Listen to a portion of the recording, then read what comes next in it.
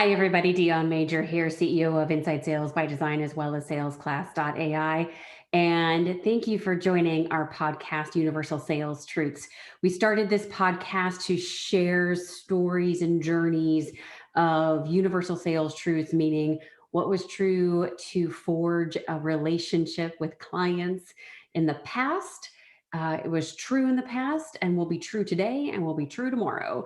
And so we're bringing guests to you and speakers that have amazing backgrounds and experience to share pieces and parts of their journey and their stories.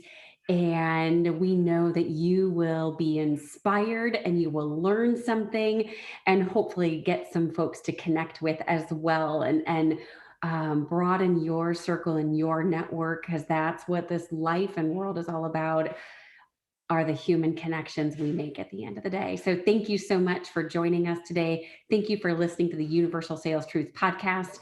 And we hope to hear from you soon. And I know that you're going to leave inspired.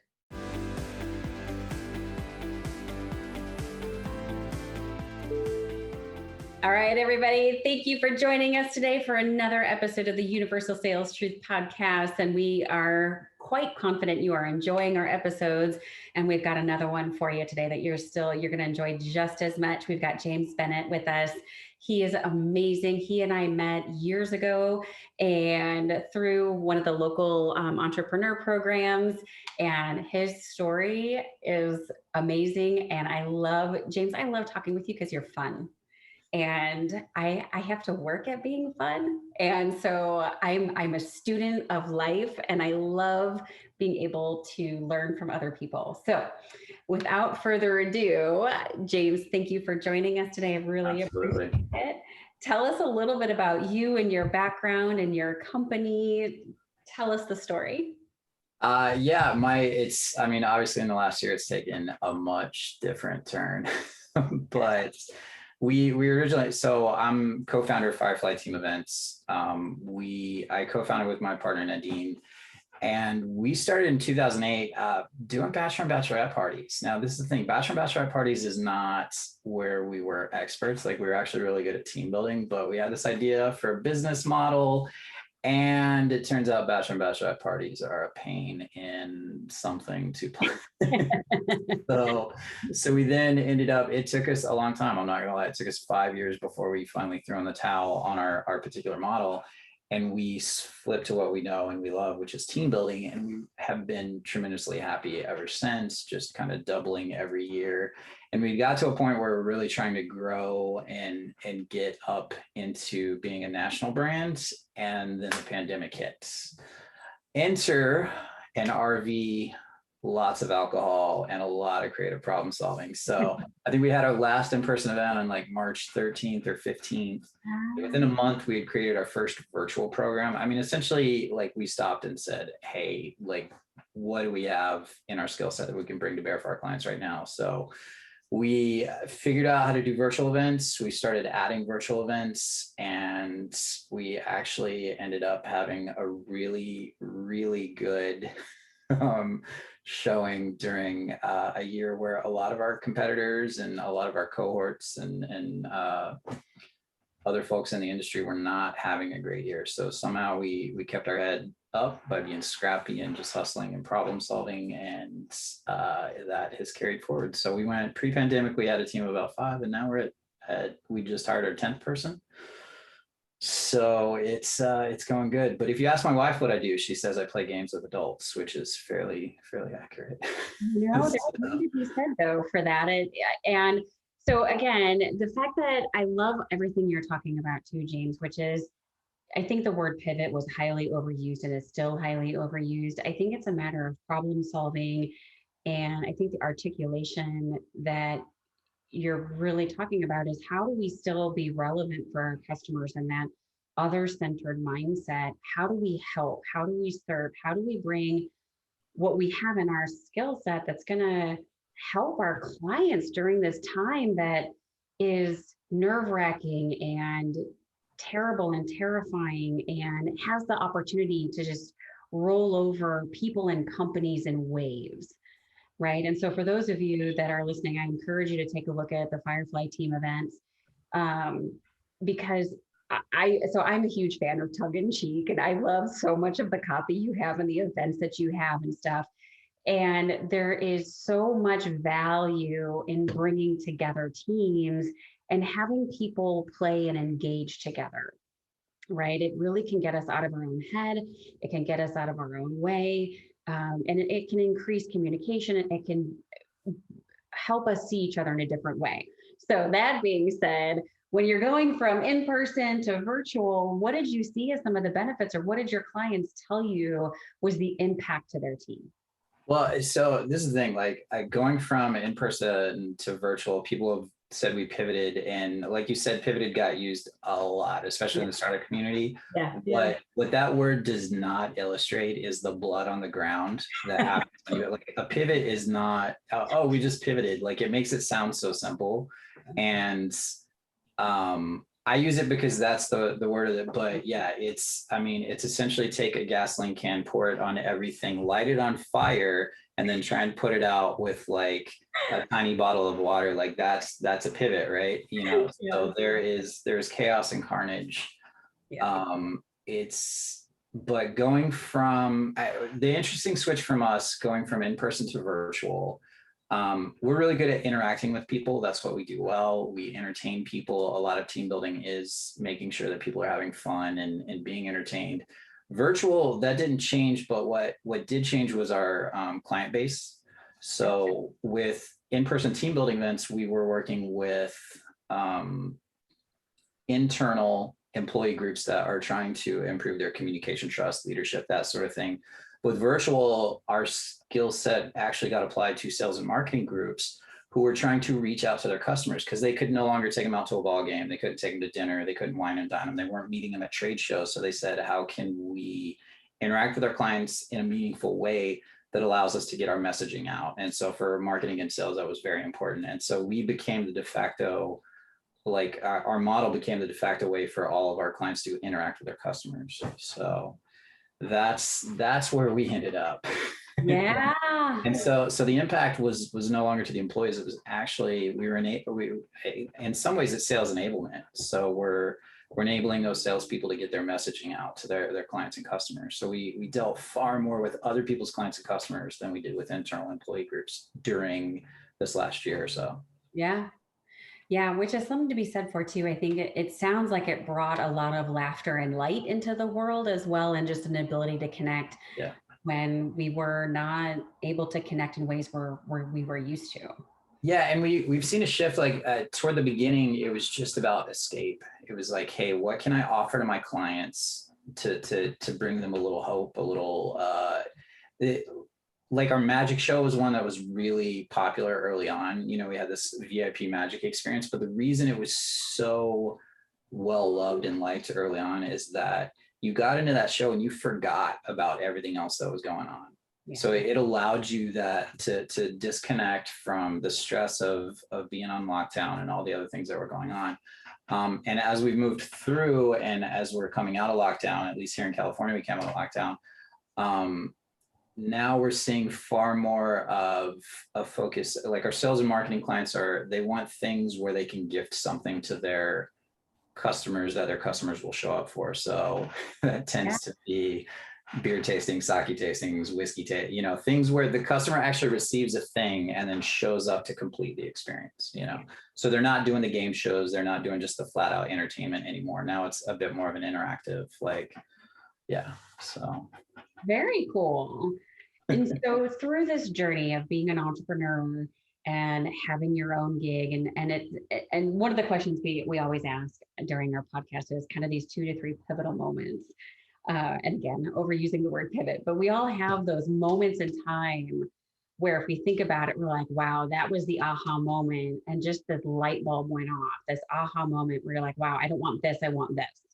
And it starts driving us down a path.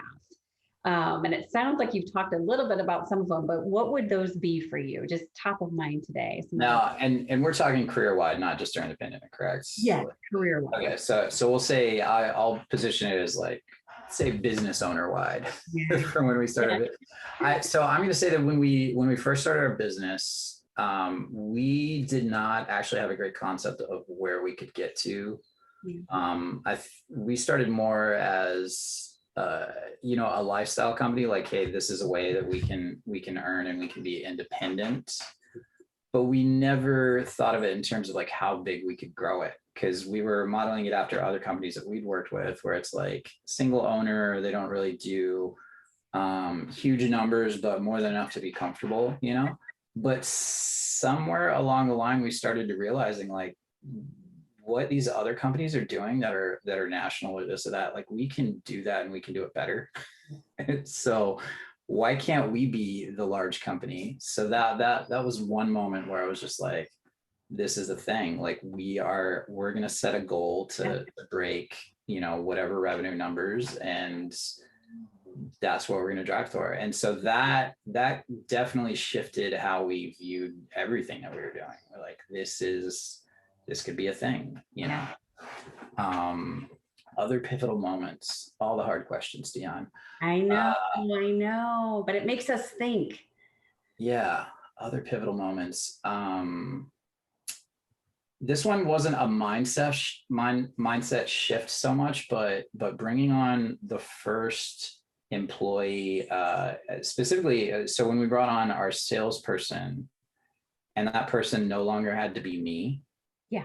And that freed me up. It's the classic saying of you can either work in the business or on the business. 100%. So really getting a taste of what it meant to free myself up from roles inside the business so that I could work on the business. Like that was definitely, I knew that I had to do that, but until it is so hard as a business owner to let go of things, because you're like, it's just easier if I do it myself. And we still say that today. Me and my co-founder, there are plenty of things where we're like, it's just easier if we just do it. We're just going to do it. Going to do it. But then when you finally let go of that thing and you realize what else you could be doing, you're like, oh, I should have done that much sooner. So I think, that word you just used of knowing and is huge. So how did you kind of get to the point of harmonizing that decision for yourself?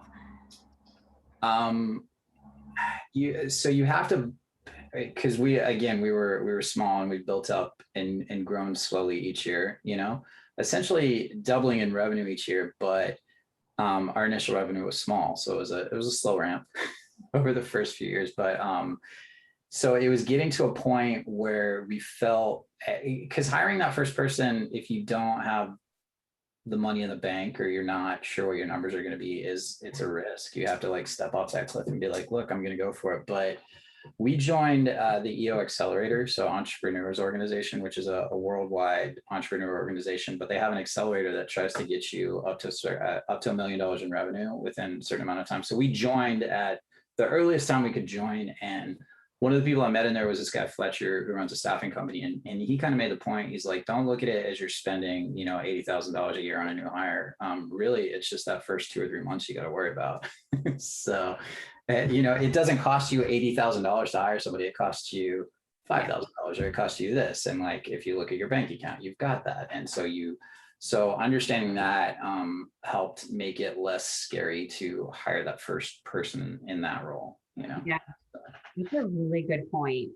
Because I think one of the things that we need to be mindful of is that executing for today and planning for tomorrow, right? And so sometimes it's hard when we're the entrepreneur and we're in charge of so much, right, with all the different hands to kind of keep that perspective of today and then tomorrow and in the business and on the business and, the proverbial spinning plates, if you will. Yeah, absolutely. With that, one of the things that we always talk about too during our podcast is a universal sales truth.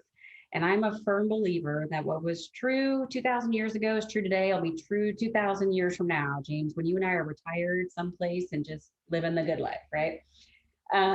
So that being said, and I think you have a really unique perspective to be able to say, hey, starting the business, here's my universal sales truth. And now, as you've kind of gone through this evolution, what does that look like for you as a business owner with a team?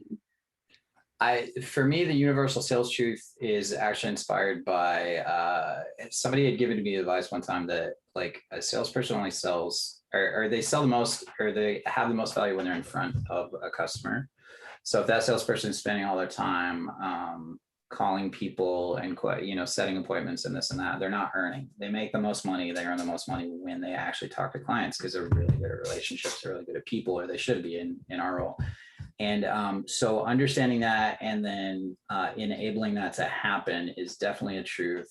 And that kind of also inspired part of our strategy, which is, pre-pandemic, we realized that we could start trying to cold call, large corporations that we want to work with or mid-sized corporations that we want to work with. But that's a lot of time and effort. Like, where are our clients going that are part of the process that we typically get involved with? And so we identified some referral sources. And so for us, that's like, say, hotels. Like, usually we're hired as part of a larger event, a sales kickoff, things like that. So they will often ask their hotel for a referral for a team building company. So we're like, why don't we go make nice with all the hotels?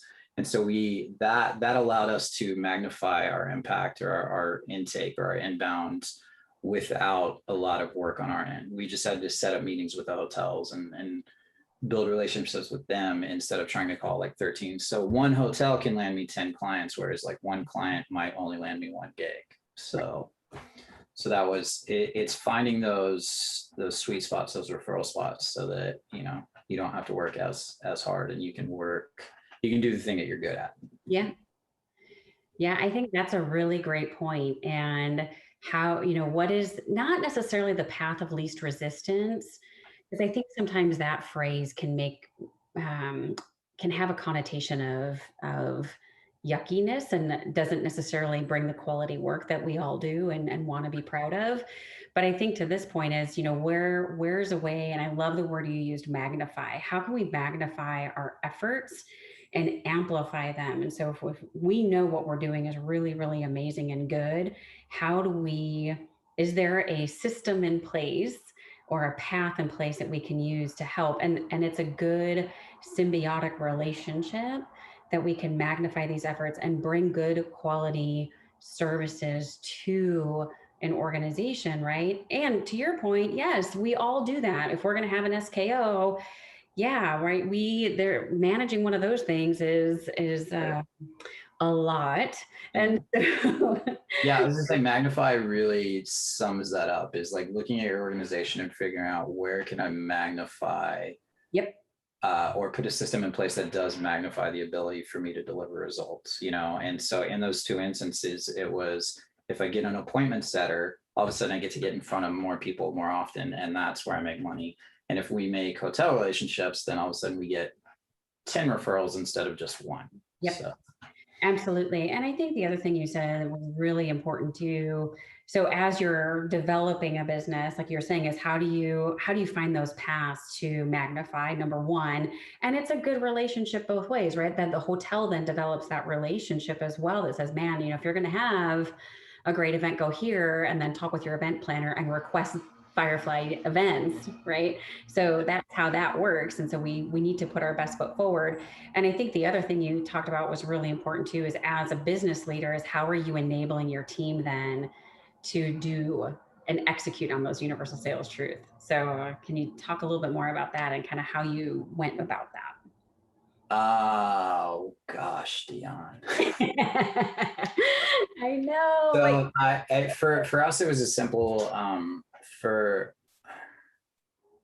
current, we don't have a very large sales force right now. We just hired our second salesperson. We've got our main sales guru that he does, 99.9% of everything that comes into Firefly goes through him. And so bringing on this new salesperson is a new thing. But for him, before we even brought on a second salesperson, the thing that enabled him to do more was hiring sales admin. So we hired that element. And so they became his appointment setter, and they took things off his plates, like stacking contracts and doing things like that, allowed him to be more effective at what he's good at. And that it was as simple as that. It was bringing in that person.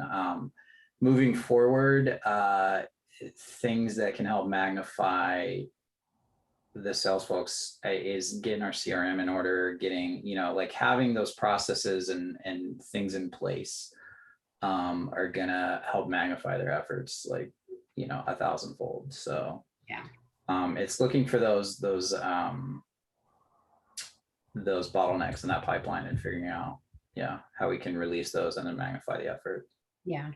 Did that answer the question? I'm not sure. Yeah, no, it does. It does. And because I think too, what you're talking about is and this is where, a lot of times for us and when we're working with clients, it's, oh, Dion, what we're doing here, because we talk about anatomy of the call and we do things like that. And sometimes the feedback we get is, wow, this is really rudimentary or fundamental to teach. And I said, thank you for the feedback. However, as adults, we would probably fail kindergarten. Right. And so to your point, talking about how do we enable our team, sometimes, regardless if you're working for a big company or a small company, we have all this experience and we think it's harder than it is.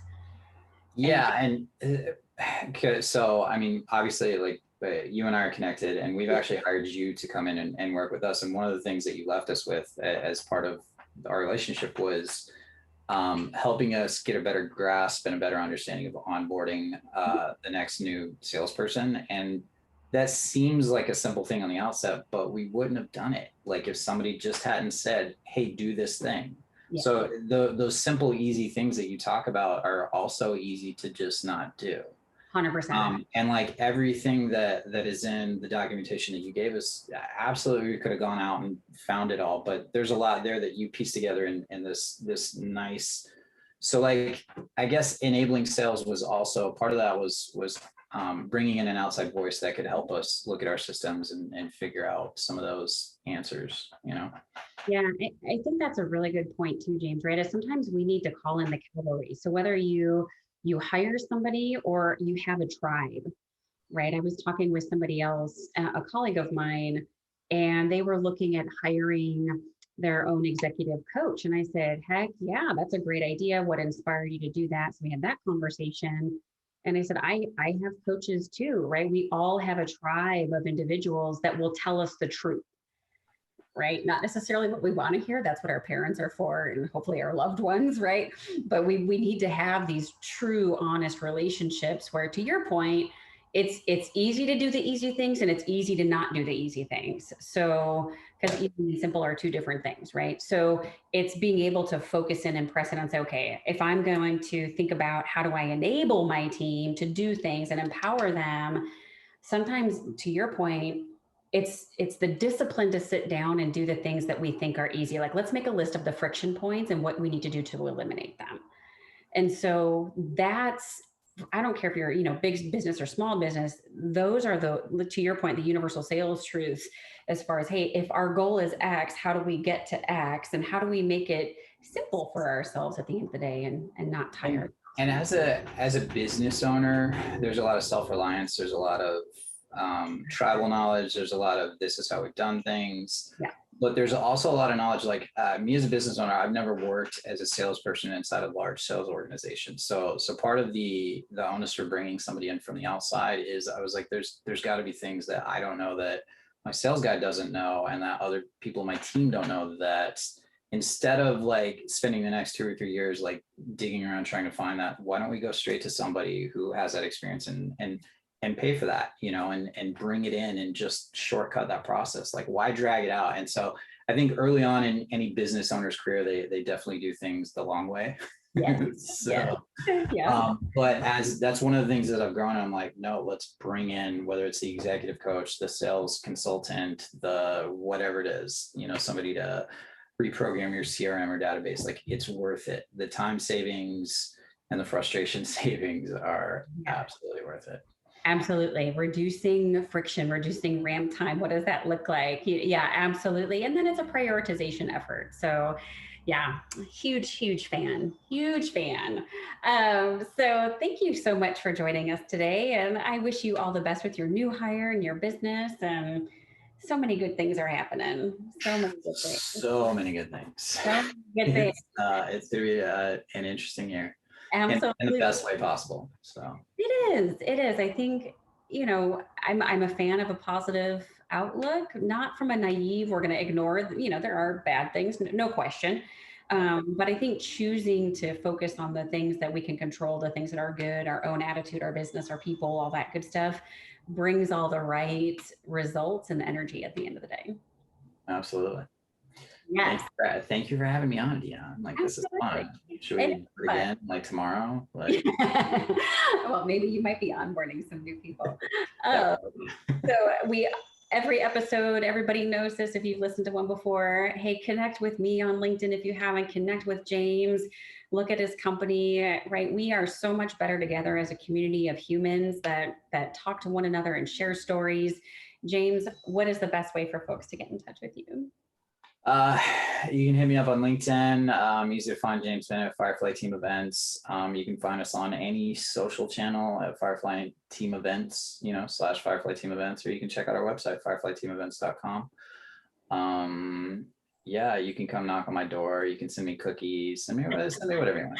Just reach out or whatever makes sense. But I'm always happy to talk. Always happy to have a conversation with anybody that genuinely has questions. So absolutely. Well, thank you so much for joining us. We appreciate it. Thanks everybody for tuning in to the latest Universal Sales Truths podcast. And we look forward to having you join us for the next one. Thank you so much for joining us today for the Universal Sales Truth podcast. Please make sure that you subscribe to our podcast so you're notified of updates. You can also find this content on the Inside Sales by Design YouTube channel. So make sure you take a look at that. It'll also be in the salesclass.ai platform for you and your teams. And please make sure to reach out and connect with myself and the speaker you heard today individually. We look forward to seeing you again soon, and contact us if there's anything you specifically want to hear or know about. Thank you so much and enjoy your day.